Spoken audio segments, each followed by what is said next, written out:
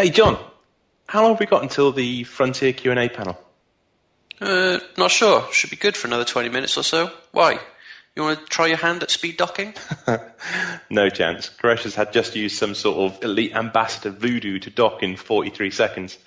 Nobody's going to beat that. No, come over here. Have a look. I want to show you something.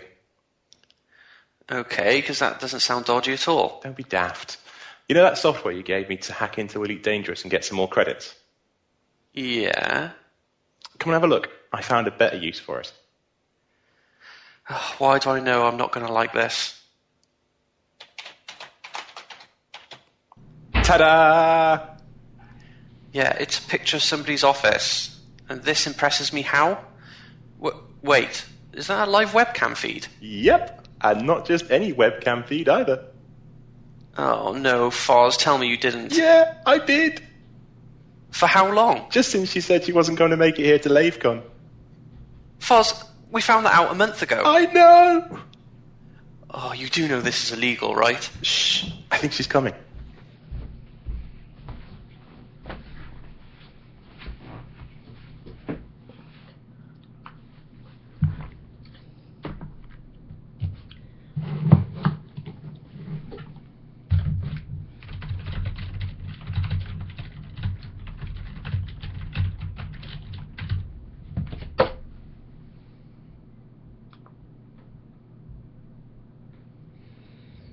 Hello, Kate. Can you hear us? Hello? Fozza, is that you? Yes, indeed. This is Lavecon calling. What? Lavecon. Yes, I heard what you said, but what are you doing in my computer? Well, we were so disappointed you couldn't be here, we put a little thing in your computer. A little thing. To interview you? So you hacked my computer? Well, I wouldn't exactly call it hacked. What are you, the NSA or something? Anyway, can you answer a few questions for us? Well, I guess I've got time for a few questions since you're already in there, and after which I will be flattening my C drive in order to purge your little thing from my system. Go ahead, shoot. Great. How's Mostly Harmless going? Do you know what? It's going actually really well. I've been astonished by the reaction from the fans and how supportive they are.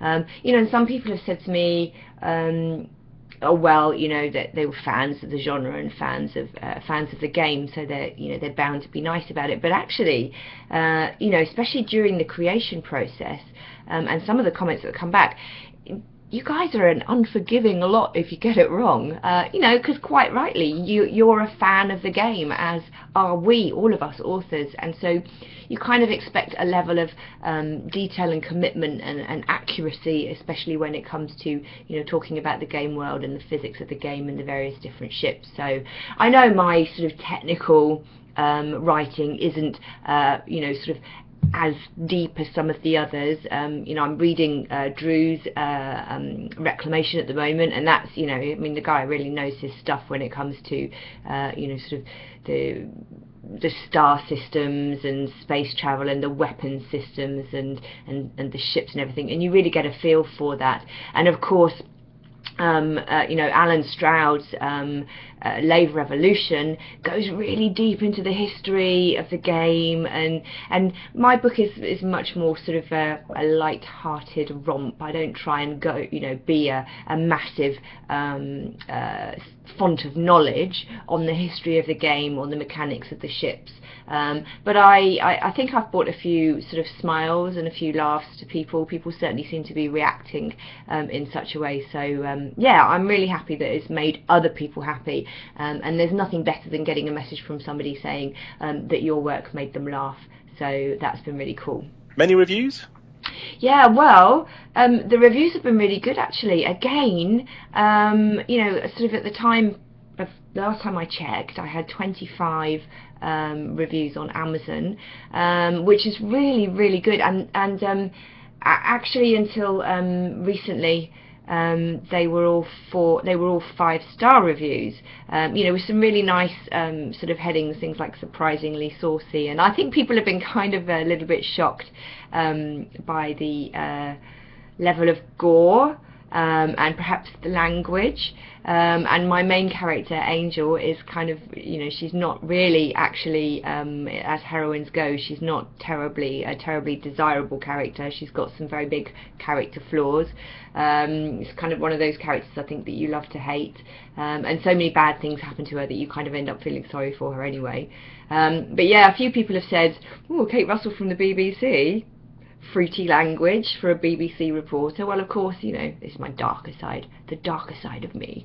So yeah, it's been really fun hearing people's reactions and reading the reviews as well. And I've tried to, as well as making it kind of a little bit light-hearted and hopefully amusing, I've also tried to make it kind of gritty and real in terms of the characters and the things that have happened to them through their lives. So one review really hit it on the head early on, and he wrote and he said, despite it being an entertaining romp, it actually deals with drugs, alcohol abuse, sexual abuse, and there's all sorts of really kind of quite dark themes that you would kind of expect when you're living out on the frontier. It's kind of a bit like the Wild West of the sort of like the new era. So you have to expect, and Angel becomes an assassin and she lives in a pirate's hideaway. So of course there's going to be some some nasty business going on. So yeah, I hope I've captured that in a way that is doesn't belabor it, and is still entertaining, but gives people a sense of the reality of what it could be like living in those times.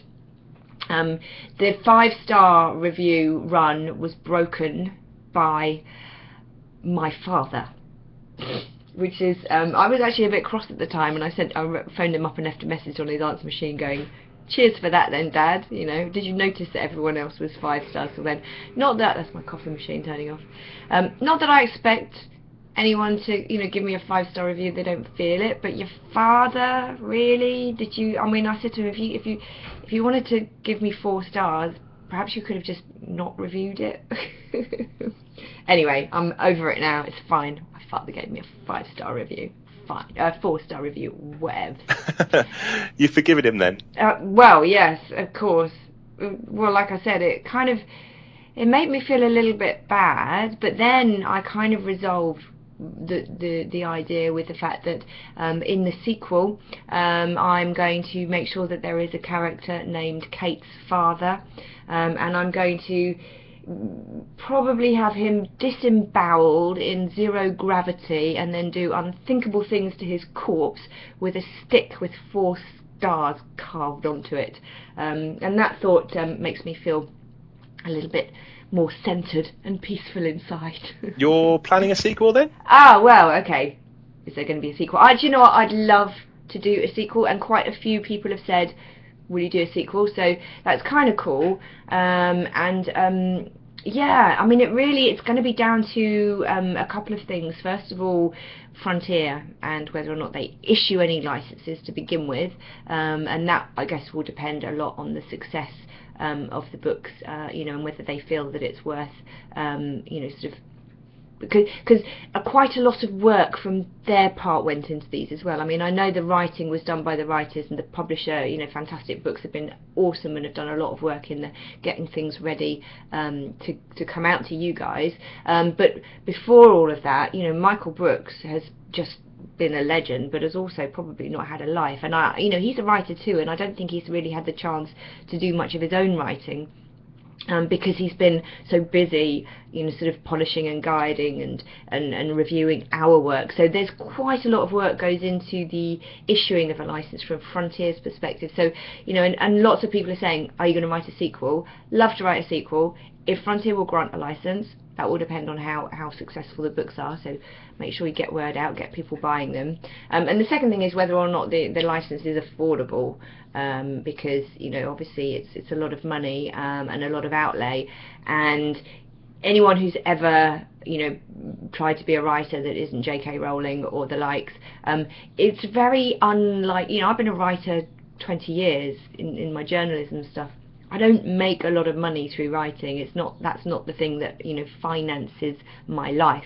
I do public speaking, and the TV work actually isn't great pay either. But the writing work is really what I do to make my soul kind of whole inside. But if I gave up everything else and just wrote, then I'd be living in a cardboard box, probably trying to jump onto somebody's Wi-Fi so that I could do my research and stuff, because you don't earn a lot of money that way. So but yeah, I'd love to. Perhaps use crowdfunding again? Yeah, okay, so the Kickstarter, it was a great experience, and yeah, maybe it would be the way to, if Frontier come back and say, oh, the license is going to be another $4,500 or whatever, then maybe that would be the way to do it. I wouldn't rule that out, and I think the great thing about Kickstarter as well is, or any crowdfunding platform, is you've got your existing crowdfunding crew, because those of you, the 811 of you who backed me, will know that I'm keeping in touch with you through that Kickstarter platform, and when I send an update out, it goes into your email inboxes, and that I'm keeping you updated on when the paperback books are available and how the reviews are going, reminding you all to get your reviews onto Amazon and Goodreads, because that really helps with the rankings. What we really need to do is break out of the elite audience and get to a broader audience, and then that will make it all a lot more viable, because at the end of the day, although we love writing fiction for you guys and we love the reaction that you get, we've all got mortgages to pay and lives to lead, and particularly Dan Grubb and the rest of the crew at Fantastic Books, these guys kind of, he's got a business, he's got employees, and he's kind of, feeding into the economy, so we have to allow them the opportunity to make a bit of money as well. So I think that's, you begin to have to start factoring that into any financial plans that you lay down for the making of a sequel. What about the audiobook? How's that coming along? Okay, well, the audiobook, lots of people have been asking about the audiobook, and it is in production, as are all of them, but we actually, when I signed up with Fantastic Books, I became part of a stable of 5 brilliant authors, and if you haven't read all of them and got all of them, then you definitely should, because I'm still working my way through them, because I don't get as much chance to read as I would like, but definitely worth picking them all up. And Fantastic Publishing have done a brilliant job on pulling them all together and giving them a theme. The box set's got the sort of like the artwork on the outside of the cobra that will follow across the 5 books when you've got them on your shelf, so it's really worth looking at that. The audiobooks are in production, and the plan is, I think, to have them ready for Fantasticon next month for definite. You're going to have an option of ordering it on a CD, having a physical copy, or a download for the MP3, and that is DRM free. So we're really working on the basis that the community isn't going to rip us off and just sort of like put our work out there and share it. The ebooks all went out DRM free, and even if there is an amount of sort of unofficial sharing, then hopefully people, having read them and listened to them, will feel compelled to perhaps put a little bit of money in our coffers, and if not, at the very least, if you're going to share it, then at least make sure that you say good things about us and give us good reviews and stuff like that, and hopefully that will all feed back into financing the next books or audio books as and when we come around to doing that. So yeah, I think at the end of the day, karma will have its way, and we'll see what happens. Do you fancy reading a little bit to us now? Yeah, well, chapter 1 is on SoundCloud, and that's a sampler, and Alan Stroud's done some brilliant musics and beds, so you'll get the feeling for how that goes. So why don't I read you chapter 2, and obviously there's no sound effects and music beds and stuff, because it's just me and a piece of paper, but I'm happy to read you chapter 2. So if you haven't listened to the SoundCloud yet of chapter 1, and you can just search Mostly Harmless teaser Kate Russell on SoundCloud and you'll find it. If you haven't listened to that yet, basically in chapter 1 Angel arrives back at the space station from her latest mission, her latest trade mission. She's not done well at all. All she's ended up with is a bolt of pink silk material, and she's really depressed, and she went off in search of a drink. And when she came back to the spaceport, she found that her mother had come in her absence and had taken this very, very valuable pink silk and had taken it off, and so Angel's fear was that her mother was just going to give it away to one of her imperial friends or whatever. So she sort of, at the end of chapter 1, Angel stumbles off, having drunk rather too much on her return from space. So she stumbles off to go and find her mother, and that's where we leave chapter 1. So chapter 2. Just have a sip of my water. Okay, are you sitting comfortably? Come on, do your little shuffles. Shuffle down in the seat. No coughing, no mobile phones off as well, by the way. Right, okay, chapter 2. The first thing she became aware of was her tongue. It felt alien and dry, too big for her mouth. She sucked on it noisily and pried her eyes open, squinting into the dark, trying to figure out where she was. "Lights on," she croaked, somewhat relieved when her timid eyes were assaulted by violent fluorescence. At least she had made it to somewhere that recognised her voice before collapsing last night. "Lights 50%, she groaned, and the room dinned to a less challenging ambience. She raised herself gingerly into a seated position and went back to prying her eyes open. Her subsidised pilot's lodgings were compact and functional, for which she felt extremely grateful as she swung her feet over the side of her narrow gel bunk and popped the lid on the cold box with an outstretched toe. She reached down, wincing as her forehead throbbed, then pulled out a pouch of water and twisted off the cap. Drinking deeply, her tongue tingled as her brain continued to thump behind her eyebrows. She sank back down onto the narrow bunk, moaning. She tried to piece together the details of last night. She'd gone to her parents' quarters. She remembered getting there and helping herself to a large drink as Andrew, the compartment boy, went to fetch her mother. Nothing after that. She scanned the room with hopeful eyes, just in case she'd managed to rescue her cloth. All she saw were the sparse essentials that stacked lockers typical of subsidised living. Most pilots were away so much they didn't need extravagant quarters, and were used to living in cramped conditions on their vessels anyway. She stretched back over her head and felt for the ID panel, planting her palm across it. The computer beeped. "You have messages." Play messages. The first was from the Slough Observer's Wellbeing Centre, welcoming her back and offering her a discounted rate on their range of anti-atrophy spa packages. The next was from her mother, presumably not long after she'd docked, as her voice was bright and breezy, inviting Angel over for supper and reminding her about the reception the following night. Angel winced. An imperial delegation was visiting the space station, and she was expected to roll out and play the dutiful daughter, to be sneered at by puffed-up politicians and pompous plutocrats. Then there was Captain Riley, who would be doing more leering than sneering. The thought made her skin curl up at the edges. The third message was Roland. Apparently she'd made it back to the Zen garden last night and owed him 20 creds for a shelf full of glasses smashed during an animated game of Flat Rabbit. Finally, there was another message from her mother, earlier this morning, this one brief and humourless. "I hope you're enjoying your hangover, and that you will leave it with in the waste pipes with your stinking attitude for tonight's reception.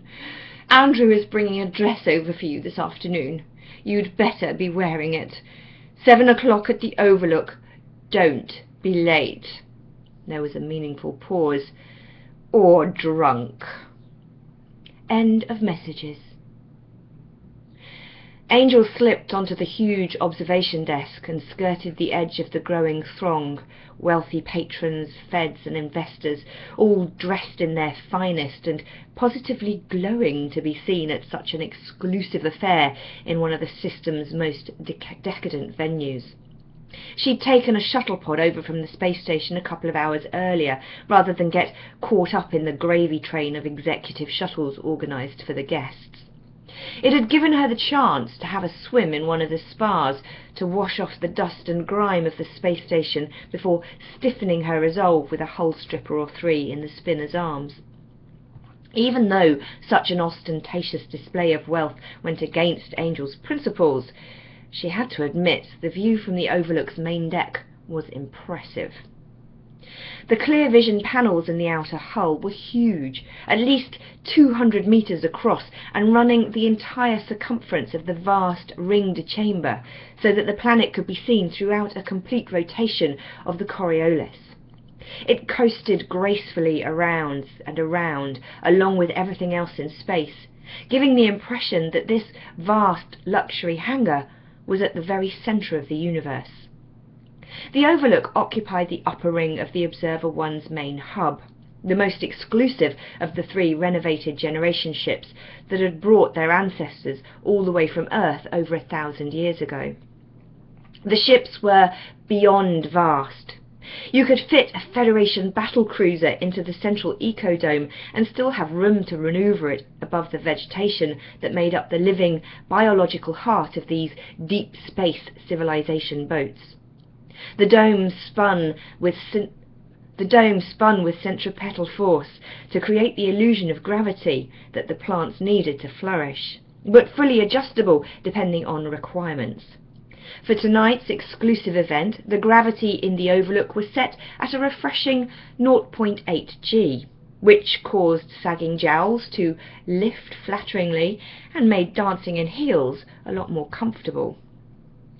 A huge Imperial cruiser coasted across Angel's view, trailing a swarm of angry-looking Vipers as passenger-class cruisers queued to drop off more guests for the party. A serve bot glided past, bearing a tray of glasses full of a bubbly golden liquid Angel took to be alcohol. She swiped two, one for her and one for later, and then started scanning the room for friendlies. The guests were mostly orbitals and visitors, predominantly Imperials by the look of the gaudy attire, though she recognised a few muted federal colours in there as well. There was a spattering of token spinners too, easily picked out by their short, stocky frames. Broad shoulders and thick foreheads evolved through several centuries of biological tailoring, living down inside the planet. Far from being second-class citizens, spinners had always been revered and highly valued, so named because of the barbaric way their ancestors had been trained to survive Slough's oppressive 1.5 G atmosphere.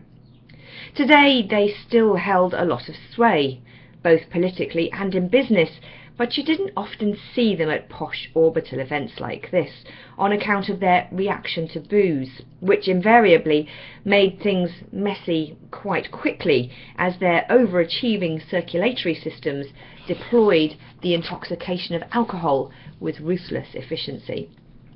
It was one of the reasons that the clubs and bars on the less exclusive Observer 3 were so popular with stag parties from down in the Stokes. Angel spotted Stuart Forgy waving at her from across by the canopy belt. He was the press officer for Stoke Pogues Industries, a lean and nervous-looking man in his 40s, with kind eyes and a slight stoop, and despite what you'd expect from his profession, probably among the more genuine people here tonight. Angel raised a hand of acknowledgement as he flagged her frantically from across the room. She started weaving her way towards him. Suddenly her momentum was halted by an arm thrust out from the throng to bar her way. She stopped abruptly and felt hot breath on her cheek. "Well, hello, my angel." The words slithered up the back of her neck and around her throat, causing her to catch her breath and her skin to crawl and try and get away from them. "Captain Riley. She spun her face to him. She spun to face him as he captured her hips from behind, pressing through the crowd pelvis first in an effort to get close to her. Good evening, Captain. Angel's face burned under the scrutiny as he pressed her body as he pressed her body away from him. I'm going to start that line again. Good evening, Captain. Angel's face burned under his scrutiny as she pressed her body away from his, hands flat against the crisp lapels of his naval uniform. She always felt like she'd forgotten to wear clothes when he looked at her. You're in a hurry. Stop and have a drink with me. He slid his hands from her hips and closed them about her wrists, squeezing a fraction too tight as she edged away from him towards the canapes. Sorry, no can do, she said awkwardly, wishing she hadn't agreed to wear a dress tonight, as his eyes roamed down towards her cleavage. Need to catch up with PR. A very important night, politically. Well, of course, you don't need me to tell you that. She nodded towards Stuart, who was making his way towards her with a look of concern etched onto his face. The Navy man glanced dubiously at the lanky spin doctor, narrowing his eyes with suspicious annoyance. But he loosened his grip anyway, and Angel slipped free. Well, I will see you later then, he said, clicking his heels together and bowing formally as she was swallowed up by the crowd. What was that about? Stuart asked, once she'd reached the safety of the canapé belt. Angel eyed the little crystal boats filled with savoury treats as they trundled past down the ever-moving canal of canapés. The glistening liquid beneath the boats gently pulsing through the colours of the rainbow with the rhythm of soft music permeating the room. She had no idea what most of the dishes were, and was unnerved by a couple with eyes that seemed to glare at her as they glided past. But she hadn't eaten anything since this morning, and with the warm glow of alcohol already clouding her senses, she felt she'd better at least make a token gesture. Oh, Smam ahoy, nothing I can't handle, Angel said, snatching up a snack that seemed least likely to try and bite her back. It looked a bit like a sausage, but tasted disconcertingly of fish when she popped it in her mouth. For some reason, Captain Riley still thinks I should be impressed by his money and power, but who would want to be rich if you have to eat? But who'd want to be rich if you have to eat crap like this? Stuart winced. Do you have to swear? There are some very important people here tonight, and just because power and influence don't impress you personally, they are still a very significant part of your father's work. Angel looked confused. Was I swearing? Stuart cocked his hand to his cheek and mouthed crap at her theatrically, checking left and right to see that no one was watching. Oh, please, are you serious? That's a fact, not a swear. It comes out of all our asses and some people's mouths every day. If you want to hear swearing, just get me a couple more drinks and ask me how life is going. Yes, well, I already heard from your mother how good you are at that, following your late-night excursion to her chambers last night. Angel was about to ask if he could fill in any of the blanks for her on that account, when a flash of baby pink in her peripheral vision caught her attention.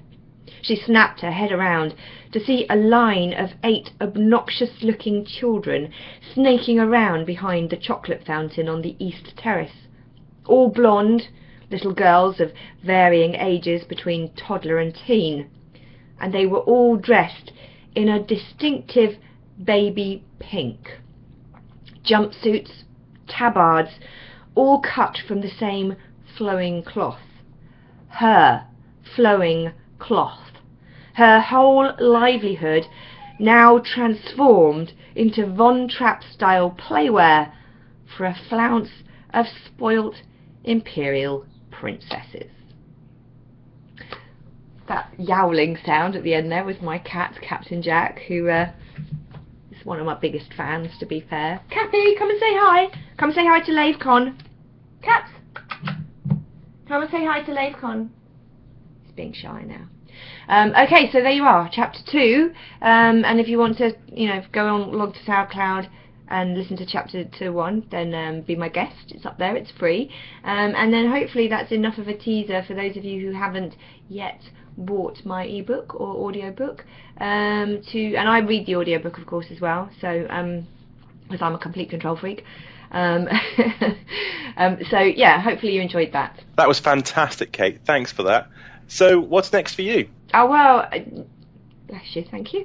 I'm off to Azerbaijan, actually, which is why I couldn't be with you today, because I'd planned to. I'd even booked my hotel and everything, and I really wanted to go, but I was invited by the Council of Europe to go along to Azerbaijan to chair a discussion about the future of digital property rights on the internet.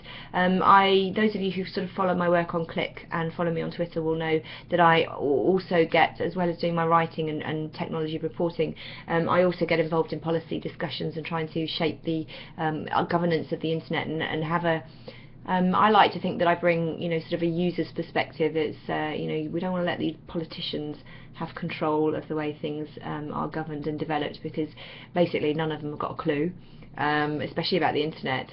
And so, so I've got myself involved. So they invited me to go along to this chair this discussion in Azerbaijan, and it was really an opportunity to have my say, and although I would have dearly loved to have been with you guys, if I'm not there waving the flag for realism and sort of free thought and free living, makes me sound like a bit of a hippie, but anyway, I don't know where I'm going with this, but basically I'm not with you. I'm on my way there, so my huge apologies, but I hope that you're having a really good day. Well, in which case we should probably let you go then. Yes, you really should.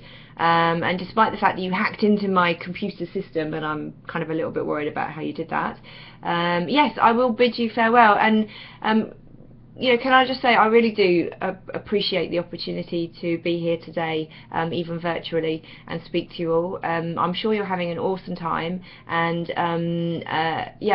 thank you so much again to the whole community for your continued support and supporting the guys at Lave Radio, who've just done a ridiculously good job.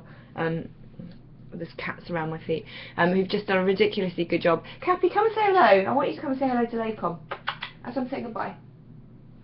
No, he's gone. So where was I? Yes, I was saying goodbye. So thank you for the opportunity. I hope you have an amazing, fantastical time, and I'm really looking forward to those of you who are coming to Fantasticon next month. Come. I might even read chapter 3, so if you haven't already booked your tickets, make sure you get along, and we'll have a fantastic day up there with all of the other authors. So have an amazing time, and I'll catch you on the other side. Bye, Kate. Thanks. Okay, I'm turning you off now.